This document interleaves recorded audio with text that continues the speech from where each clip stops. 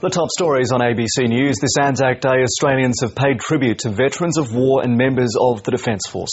Services were held at dawn and thousands lined the streets to cheer on marching servicemen and women and their families. At Anzac Cove at Gallipoli, thousands gathered to mark the 96th anniversary of Australian and New Zealand troops landing there in World War I.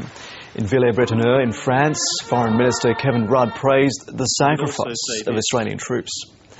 The Prime Minister, Julia Gillard, has joined Australian veterans and their families in South Korea to mark the 60th anniversary of the Battle of Kapyong. The Governor-General, Quentin Bryce, has led the Anzac Day service at the site of the Thai-Burma Railway. It's the 68th year since the first Australian prisoners of war were put to work there.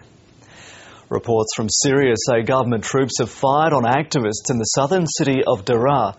The city has been the focal point of protests against the President Bashar al-Assad. Human rights groups say security forces have killed more than 350 civilians since unrest began last month. And hundreds of people have gathered outside the Villawood Detention Centre in Sydney's west to protest against the treatment of asylum seekers. There was a strong police presence as about 200 protesters marched through the streets of Villawood towards the detention centre. Those are the top stories from the ABC Newsroom.